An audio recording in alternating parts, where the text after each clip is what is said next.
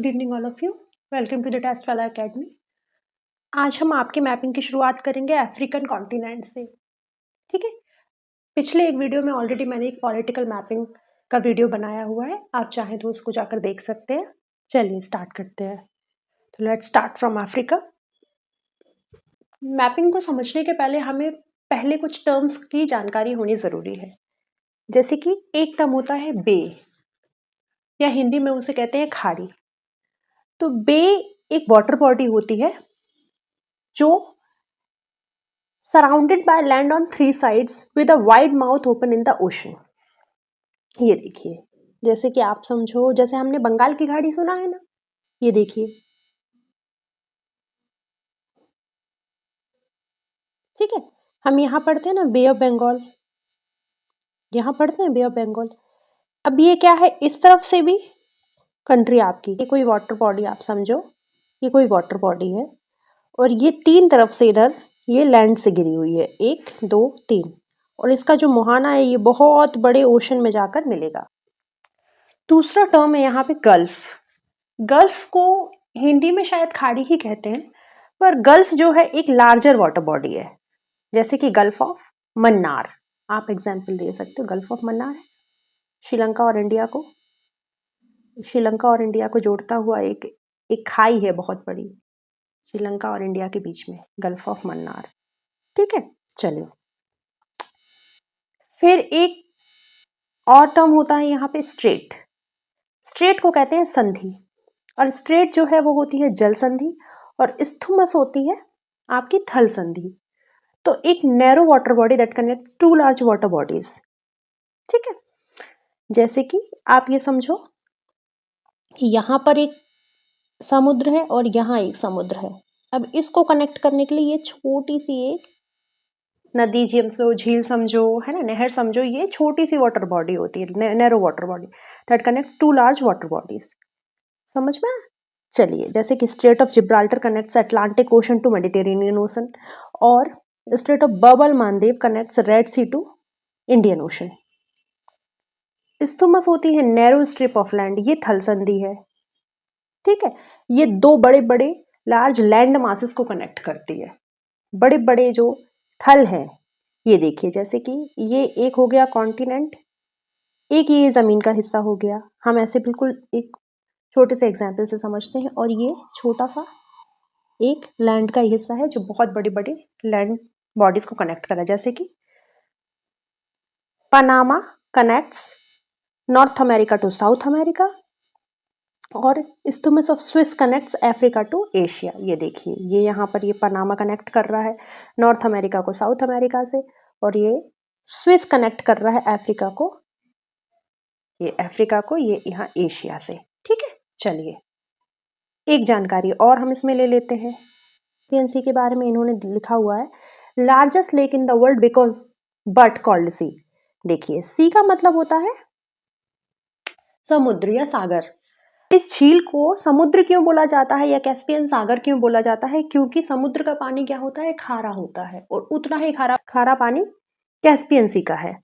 Due to the remnants from the Tethys Sea available due to striking of Indo Australian plate, example Aral Sea, Pangong sea in Jammu Kashmir. जो Tethys सी के remnants थे वो इस झील में आकर के मिल गए, जिस वजह से वो पानी जो है खारा हो गया। ठीक है, in lake we get either saline water, fresh water, brackish. अब देखिए, झील में या तो आपको खारा पानी मिलता है, या फ्रेश वाटर में मीठा पानी मिलता है, या फिर आपको ब्रैकिश मिलता है। ब्रैकिश वाटर का मतलब होता है जो मीठा और फ्रेश और सलाइन को मिलके बनता है। ये हो गया हमारा अफ्रीका का मैप। अब हम क्यों पढ़ रहे हैं स्ट्रेट्स, ठीक है, या संधियां। तो देखिए, यहाँ पर मैंने आपको आप कल वाले वीडियो में जाकर देखो, आपको और अच्छे से समझ में आएगा पॉलिटिकल मैपिंग में। ये हो गया आपका मेडिटेरेनियन सी। ठीक है, मेडिटेरेनियन सी के यहाँ पर एक स्ट्रेट है, स्ट्रेट ऑफ जिब्राल्टर। ठीक है, ये कनेक्ट करती है अटलांटिक ओशन से मेडिटेरेनियन सी को। उसके बाद यहाँ हो गई आपकी गल्फ ऑफ गेब्स, ये हो गई आपकी गल्फ ऑफ सिरते। यहाँ आपका सिन्हाई पेनिनसुला, कल बताया था, सिन्हाई पेनिनसुला के इस तरफ है आपका इजिप्ट। ये हो गया पर्शियन गल्फ, क्योंकि पर्शिया है, पर्शिया को पहले क्या बोलते थे, ईरान। ठीक है, गल्फ ऑफ अकाबा, यहाँ पर आपका अरेबियन पेनिनसुला, क्योंकि यहाँ पर आपका अरेबिक कंट्रीज है सारी, और यहाँ आपका रेड सी। ठीक है, यहाँ आपका सुएज कैनल था तो ये हो गया गल्फ ऑफ सुएज। देखिए इसको और अच्छे से एक बार देखते हैं। ये आपका मेडिटेरेनियन सी, ये आपका अटलांटिक ओशन, यहाँ आपका स्ट्रेट ऑफ जिब्राल्टर कनेक्ट करता है इन दोनों को। उसके बाद यहाँ गल्फ ऑफ गेब्स, ये गल्फ ऑफ सिरते, यहाँ सिन्हाई पेनिनसुला, ये पर्शियन कंट्री, ईरान है तो पर्शियन गल्फ, यहाँ सारी अरेबिक कंट्रीज हैं, आप कल के वीडियो में जाकर देखिए।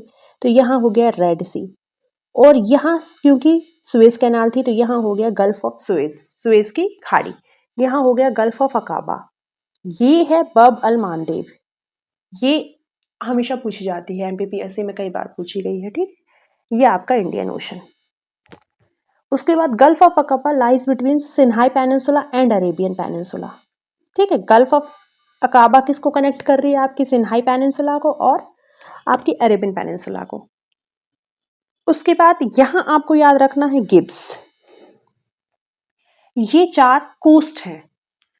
यहां से पहले व्यापार हुआ करता था, तो जब व्यापार होता था कॉलोनियल टाइम में, तो जिस चीज का व्यापार होता था उस चीज के नाम से वहां पर उसको नाम दे दिया गया, उस कोस्ट को। ठीक है, जैसे कि यहाँ ग्रेन कोस्ट, जैसे कि यहाँ ग्रेन मतलब अनाज, अनाज का व्यापार होता था। यहाँ आइवरी कोस्ट, जो हाथी के दांत होते हैं उनका व्यापार होता था, तो आइवरी कोस्ट। यहाँ गोल्ड कोस्ट, ये घाना के अराउंड एरिया है, और ये स्लेव कोस्ट, यहाँ दासों का व्यापार होता था अफ्रीकन कंट्री से। तो ये गिग्स हैं, ये आपको याद रखना है। ठीक है, यहाँ पर आपकी डेल्टा ऑफ नाइजर, नाइजर नदी है तो डेल्टा बनाती है। यहाँ आपको याद रखना है मोजाम्बिक कंट्री है तो एक मोजाम्बिक चैनल बनेगा। यहाँ केप ऑफ गुड होप, ये सभी को पता है, और केप ऑफ अगुलहस, ये तो पता ही है केप ऑफ गुड होप सभी को। ऐसा बोला जाता है कि जिसका स्ट्रेट पर कब्जा हो गया, क्योंकि स्ट्रेट जो है, क्योंकि देखिए सब कुछ अगर पॉसिबल हुआ है या पूरा का पूरा हिस्ट्री का बैकग्राउंड पॉसिबल हुआ है, वो पॉसिबल हुआ है जिसका कंट्रोल समुद्र पे है, और समुद्र में चढ़ने के लिए या समुद्र में उतरने के लिए एक स्ट्रेट का होना जरूरी, क्योंकि एक सागर को दूसरे महासागर से कनेक्ट कर रही है। जिसका एक स्ट्रेट पर कंट्रोल हो जाता है उसका कंट्रोल पूरी दुनिया पे होता है, क्योंकि पूरा व्यापार उसके कंट्रोल में हो जाता है ना। इसीलिए हमेशा हम देखते हैं कि चाइना काफी प्रयास कर रहा है कि इंडियन ओशन में उसका जो है एक दबदबा हो जाए, बाकी देशों से वो बहुत सारी व्यापारिक मदद कर रहा है ताकि उसका, तो क्योंकि सभी को पता है कि अगर ओशन पे कब्जा हो गया, क्योंकि एक चैनल पे कब्जा, एक स्ट्रेट पे कब्जा हुआ, तो आपका ट्रेड आपके हाथ में आ जाता है। ठीक है, क्योंकि एक देश से दूसरे देश कैसे जाओगे आप? आपके जहाजों में जाता है सामान, है ना, हर चीज तो फ्लाइट में जाएगी नहीं, और जहाजों में जाने की वजह से बहुत सारा व्यापार, आप वहां टैक्स दोगे तो उनका अपने आप ही पैसा बनेगा, है ना। चलिए अब देखते हैं हम गिग्स कंट्रीज। गिग्स, अभी मैंने बताया था आपको गिग्स, ये इस तरफ है, ये इस तरफ, यहाँ से व्यापार हुआ करता था। तो जी फॉर ग्रेन, ग्रेन मतलब अनाज, अनाज का व्यापार हुआ करता था सियरा लियोन और लाइबेरिया। ठीक है, इन देशों से हुआ करता था। Ivory Coast, Cote d' Ivoire, ये तो याद ही रहेगा, Ivory Ivory. Gold Coast Ghana, ये सभी को पता होता है। और स्लेव कोस्ट, जहां से दासों का व्यापार हुआ करता था, नाइजीरिया, बेनिन, टोगो। चलिए अब देखते हैं रिफ्ट वैली। हमें पता है, हम जैसे मध्य प्रदेश की तैयारी कर रहे हैं तो हमें पता नर्मदा और ताप्ती जो है रिफ्ट वैली में बहती है। पर रिफ्ट वैली होती क्या है? तो देखिए किसी भी प्लेट में 2 फोर्सेस काम करते हैं, एक कंप्रेशन और एक टेंशनल। अब कंप्रेशन में क्या हो, संकुचन होता है, इस तरफ से फोर्स लगता है और इस तरफ से फोर्स लगता है। प्रेशर होते होते होते होते, जैसे ये है, इधर पे प्रेशर लगाते लगाते ये ऐसे फोल्ड होने लगती है। तो ये यहाँ पर ये बनते हैं आपके फोल्ड माउंटेन्स। ठीक है, अब एक फोर्स काम करता अपोजिट में। अब अपोजिट में कोई फोर्स काम करेगा तो इसको खींचोगे, खींचते खींचते वो क्या हो जाएगा, यहाँ पर ब्रेक आ जाएगा एक, और ये टूट जाएगा बीच में से, ये एक गैप आ जाएगा। ठीक है, यहाँ पर क्या होगा, दूसरे स्टेज में ये फॉल्ट आ जाएंगे, क्रैक्स आएंगे, और खींचते खींचते ये गैप आ जाएगा। तो ये पहाड़ हो गया, ये पहाड़ हो गया, बीच में ये गैप आ गया। तो जो भी नदियां हैं वो ऐसी बहने लगती हैं, जैसे कि हमारी नर्मदा ताप्ती, इसलिए वो डेल्टा नहीं बनाती क्योंकि वो रिफ्ट वैली में बहती हैं। ठीक है, क्योंकि वो प्लेन एरियाज में नहीं बहती हैं। और रेड सी जो है वो पार्ट है आपका रिफ्ट वैली के, क्योंकि हमने अभी देखा, देखिए पहले क्या था, अरेबियन पेनिनसुला और अफ्रीकन कॉन्टिनेंट वर टुगेदर, हमने देखा था ना जो अभी, ये देखिए हमने अभी देखा था कि ये जो अरेबियन पेनिनसुला और ये अफ्रीका, ये सब एक साथ थे, ठीक है। फिर इनमें क्या हुआ होगा, टेंशन बढ़ा, एक इस तरफ एक इस तरफ, टेंशन बढ़ा तो कलर लेते, ये टेंशन बढ़ा और क्या हो गया, बीच में रिफ्ट वैली आ गई, तो ये क्या बन गया, रेड सी बन गया आपका। अब देखते हैं लेक्स अफ्रीका के। लास्ट वीडियो अगर किसी ने देखा होगा तो हमने बताया था यहाँ है आपकी चैड कंट्री, तो चैड कंट्री के नाम पर ही है चैड लेक, ठीक है। यहाँ एक नदी है आपकी चरी नदी, ये याद रखिए AEK, अल्बर्ट एडवर्ड किव्यू। यहाँ है आपकी ताना झील, यहाँ है तुर्काना झील, यहाँ है विक्टोरिया झील, लेक विक्टोरिया, यहाँ है तंजानिका और मालवी, ठीक है। चलिए इसमें आपको ये याद रखना है कि जो विक्टोरिया लेक है और लेक ताना, इन्हें छोड़कर बाकी आपकी जितनी तुर्काना, अल्बर्ट एडवर्ड किव्यू, तंजानिका, मालवी, ये सारी जो है रिफ्ट वैलीज ही हैं। क्योंकि क्या हुआ था, अगर आप हिस्ट्री में पढ़ोगे तो ये जब ये प्लेट कॉलिजन हो रहा था तो ये एक प्लेट्स जो है कुछ टेंशनल फोर्स की वजह से, कुछ कंप्रेशनल फोर्स की वजह से एक दूसरे से अलग हुए तो यहाँ बीच बीच में रिफ्ट वैलीज बनती गई। तो इन्हें यहाँ पर सिर्फ लेक विक्टोरिया और लेक ताना को छोड़कर बाकी सारी जो है रिफ्ट वैलीज में बनी हुई है। अब पढ़ते हैं सुएज कैनाल, सुएज नहर। ब्रिटिशर्स का कॉलोनियल पावर जो आज इस्टेब्लिश हुआ है उसके पीछे सुएज कैनाल का बहुत बड़ा हाथ है। क्योंकि अब ये देखिए इंडिया की इमेज पे मत जाइए, ठीक है, कंटेंट पे ध्यान दीजिए। तो ये एक artificial waterway connecting Mediterranean Sea with Red Sea. हमें पता था कि पहले जो है, कल के पहले जो है व्यापार इस तरीके से हुआ करता था, ऐसा पूरा घूम कर जाना पड़ता था। फिर क्या हुआ, ब्रिटिशर्स ने कैनाल बना दी, नहर बना दी, और अब सारा व्यापार ऐसा जब स्ट्रेट ऑफ जिब्राल्टर से होता हुआ ऐसा ये इंडिया जाने लगा, ठीक है। तो 1859 to 69 के दौरान इसका विकास हुआ और अब ये ट्रेड कनेक्टिविटी के लिए एक कैनाल बनाया गया और यहाँ से रेवेन्यू कलेक्ट करने लगे ब्रिटिशर्स। देखिए ये मेडिटेरेनियन सी, ठीक है, ये रेड सी, यहाँ पर इन्होंने सुएज कैनाल बनाई, यहाँ पर सिन्हाई पेनिनसुला पहले से ही था, ठीक है। यहाँ पर है आपकी पोर्ट सैयद और यहाँ है आपकी सुएज सिटी। ये देखिए यहाँ मेडिटेरेनियन सी, यहाँ रेड सी, ये बीच में बनाई इन्होंने सुएज कैनाल। दो टर्मिनल बनाए गए, दो टर्मिनल थे, एक यहाँ था। अब देखिए ये कैनाल है तो दो टर्मिनल, यहाँ पर पोर्ट सैयद और इधर पर सुएज सिटी, ठीक है। पोर्ट सैयद यहाँ कनेक्ट था मेडिटेरेनियन सी में और यहाँ पर आपका सुएज सिटी था। अब देखते हैं lakes. Lake Malawi, Lake Malawi को और क्या बोलते हैं, Nyasa. Lake Malawi third largest lake है अफ्रीका की, it is along Rift Valley, पढ़ ही चुके। Lake Tanganyika second largest lake of Africa, it is along Rift Valley, it is the world's longest length wise fresh water lake, ठीक है।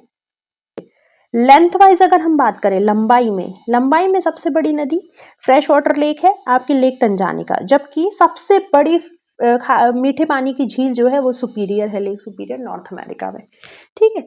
अब बात करते हैं लेक विक्टोरिया, जो सबसे इंपॉर्टेंट लेक है, सबसे बड़ी झील है Lake Victoria, largest African lake, world's third largest lake, equator passes through Lake Victoria, it is a source of White Nile river और मेड अप ऑफ डिप्रेशन, ठीक है।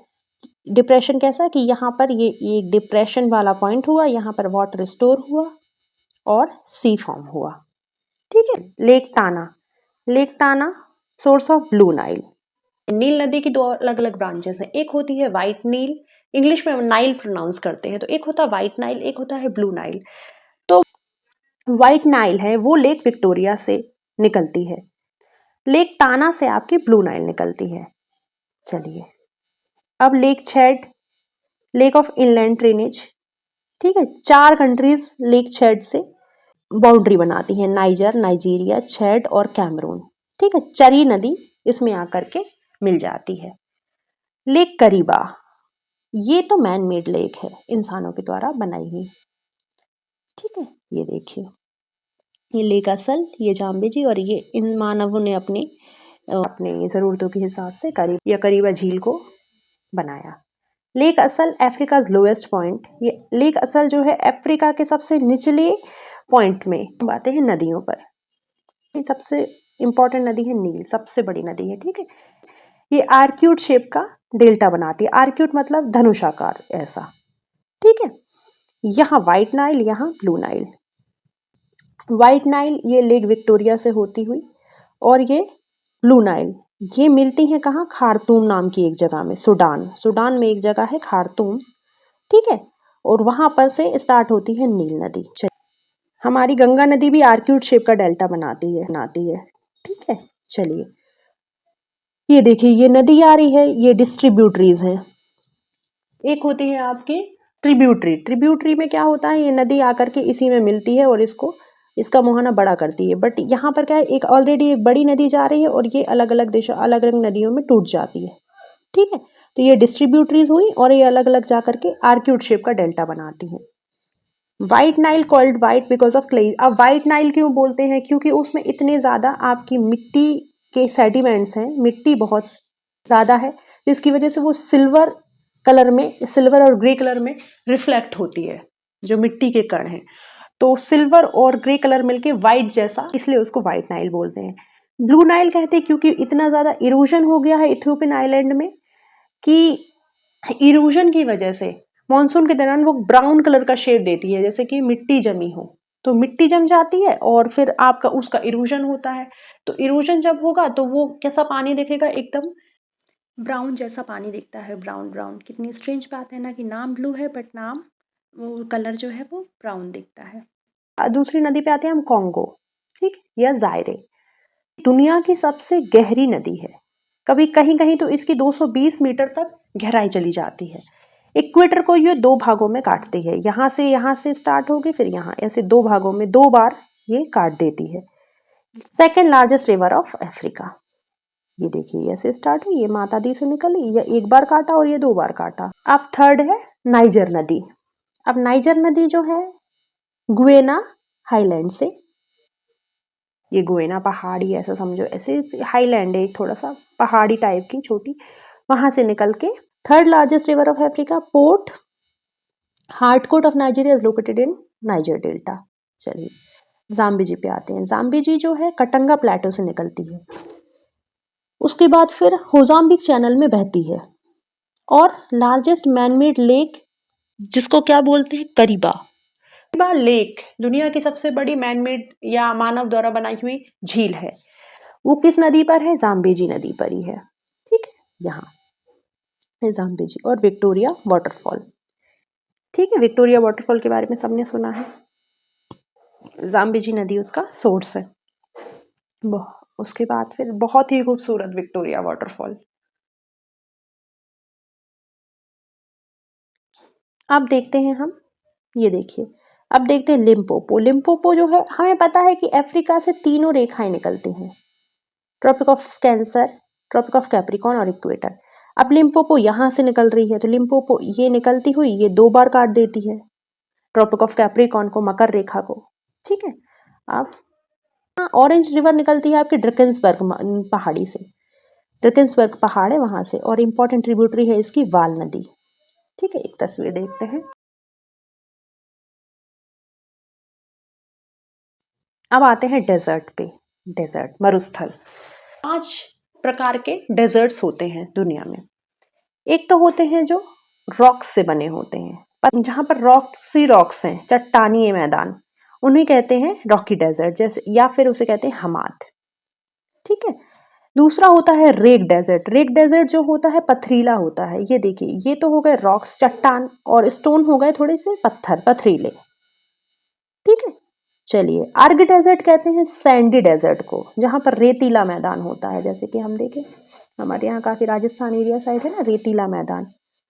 बेडलैंड वो होता है जहां पर, बेडलैंड का एग्जाम्पल हम ले सकते हैं, हमारे यहाँ चंबल नदी है ना, चंबल जब आपका नदियाँ या वाटर बॉडी लैंड को इनफर्टाइल बना देते हैं due to its drainage pattern. जैसे कि हमारे यहाँ चंबल है, उसकी टोपोग्राफी क्या है, वो क्या बना देती है, रेवराइंस बना देती है। ठीक है, गली इरोजन करती है तो क्या हो जाता है, टोपोग्राफी बैडलैंड हो जाती है, बीहड़ बना देती है। ऐसे ही यहाँ पर बैडलैंड में क्या है, जो वाटर एक्शन जो है, देखिए ये सॉइल है, इसकी टॉप लेयर जो है ये बहा ले जाता है पानी, तो लैंड क्या हो जाता है, बैरन हो जाता है या इनफर्टाइल हो जाता है। वहाँ पर कोई भी जो है फसल उगने की संभावना खत्म हो जाती है।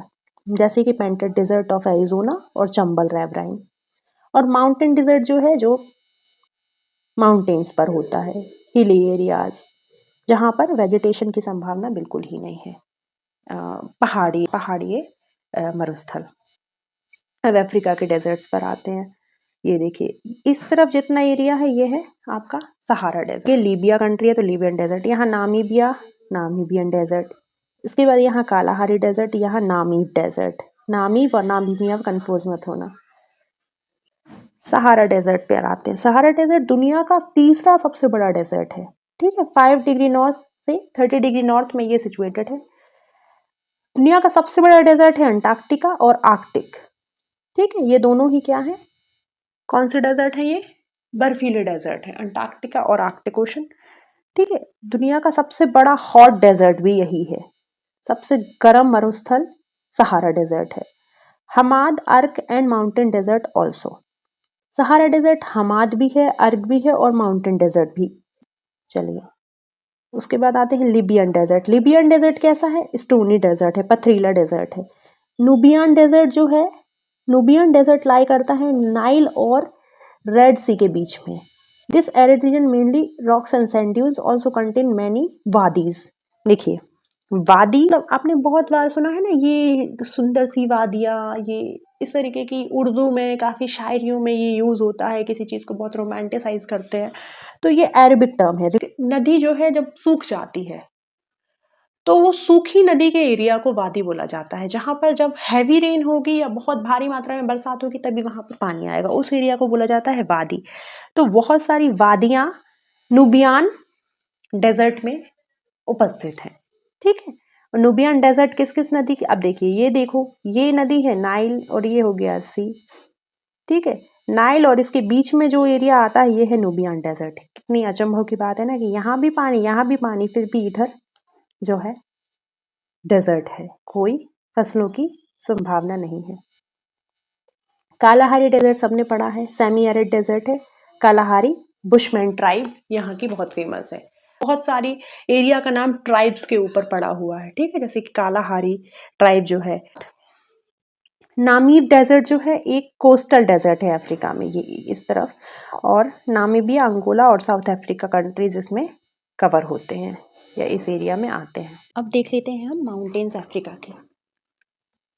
तो अफ्रीका में सबसे पहला सबसे इम्पोर्टेंट माउंटेन रेंजेस जो हैं वो हैं एटलस की पहाड़ियाँ। ठीक है, अब एटलस पहाड़ियाँ डिवाइडेड है, ये देखिए Tell Atlas, Middle Atlas, High Atlas, Anti Atlas, ये सहारा एरिया तो सहारन एटलस। यहाँ है आपका एयर प्लेटो और जोश प्लेटो, यहाँ इथोपिया तो इथोपियन आइलैंड, यहाँ डारफार, ये आपके कटंगा प्लेटो, और यहाँ पर है आपका ड्रैकन्सबर्ग माउंटेन। ठीक है, अब देखते हैं Atlas mountain are like Himalayas. Atlas mountain जो है फोल्ड माउंटेन, फोल्ड माउंटेन हमने देखा था, ये कैसे होते हैं, ये कंप्रेशन की वजह से बनते हैं। इधर से फोर्स आता है, इधर से फोर्स आता है, ये कोई भी चीज़ है इसको यहाँ से फोर्स दोगे आप, यहाँ से फोर्स दो, ये क्या हो जाएगी, फोल्ड हो जाएगी। ठीक है, उसके बाद Atlas divided into 4 parts, Grand Atlas, Saharan Atlas, Tell Atlas और ऑरस एटलस। ग्रैंड एटलस में आपके हाई एटलस, मिडिल एटलस और एंटी एटलस आते हैं। फिर सहारन एटलस, टेल एटलस में अल्जीरिया और तुनिशिया, और ऑरस एटलस में भी अल्जीरिया और तुनिशिया कंट्रीज। अल्जीरिया और तुनिशिया में ऑरस एटलस है, टेल एटलस है, सहारा एरिया में सहारन एटलस है, और grand Atlas carries high Atlas, Middle Atlas और एंटी एटलस। माउंट टॉमकोल जो है हाईएस्ट पीक है एटलस माउंटेन रेंजेस की, ये है ना माउंट टॉमकोल। चलिए मिनरल्स देख लेते हैं। खनिज, अफ्रीका कंट्री एक ऐसा देश है जहाँ पर लगभग सभी खनिज प्राप्त होते हैं। सबसे important gold, silver, zinc, lead और आयरन। ठीक है, जोश प्लेटो पर देखते हैं। Northern half of the Nigeria consists of Jos Plateau. Tin is the main mineral of this region. आधे से ज़्यादा उत्तरी भाग नाइजीरिया का जोश प्लेटो से बना हुआ है या जोश प्लेटो का ने कवर किया हुआ है। टिन जो है सबसे ज़्यादा पाया जाने वाला खनिज है। चलिए, डार्फर हमेशा न्यूज़ में रहने वाला। उसके बाद फिर Ethiopian island high plateau of volcanic region. Katanga plateau famous for copper and diamond deposits, ये इंपॉर्टेंट है, याद रखिए। Zambezi river originates from here, copper और डायमंड। उसके बाद फिर ड्रैगन्सबर्ग माउंटेन पे आते हैं। High escarpment in South East Asia formed because of lava flow. Orange river originates from here, ये देखिए, ये लावा, इस तरीके से ये लावा बहा होगा और ये देखिए, ये वॉल्केनो होता है, ये वेंट होता है वॉल्केनो का, ये वॉल्केनो से ये लावा निकला और लावा ऐसा ऐसा ऐसा ऊपर होते होते इसने एक लेयर बना ली और ये हाई स्कार्पमेंट बना ड्रैगन्सबर्ग माउंटेन के रूप में। स्कार्पमेंट मतलब होता है ढलान, स्टीप स्लोप और लॉन्ग क्लिफ। यहाँ हम देखते हैं तो Mount Cameroon, Mount Elgon, Elbert और ये है आपका रोवेंजोरी। चलिए, माउंट कैमरून देखते हैं, active volcanic form of Africa. ये देखिए, माउंट कैमरून सबको पता है एक एक्टिव वॉल्केनो है। Mount Ruwenzori situated near Lake Albert, also known as mountain of the moon, चांद का पर्वत बोला जाता है माउंट रोवेंजोरी को। Elgon north of Lake Victoria. Mount Kenya second highest peak है अफ्रीका की और वॉल्केनिक ओरिजिन है, एक वॉल्केनिक माउंटेन है। और माउंट किलिमंजारो या माउंट किबो वॉल्केनिक ओरिजिन है, highest peak of Africa, Africa की सबसे ऊंची चोटी माउंट किलिमंजारो पर ही स्थित है। ये देख लेते हैं हम, आप देखिए यहाँ पे, ये है आपका,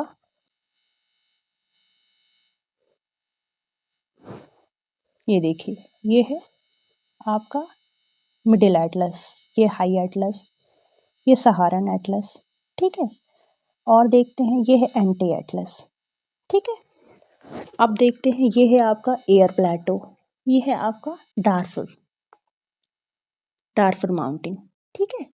और देखते हैं ये हैं आपके इथियोपियन हाईलैंड्स। और देखिए ये है आपका कटंगा प्लेटो, ठीक है। और हमने क्या पढ़ा, ये है आपका ड्रैगन्सबर्ग माउंटेन, ठीक है।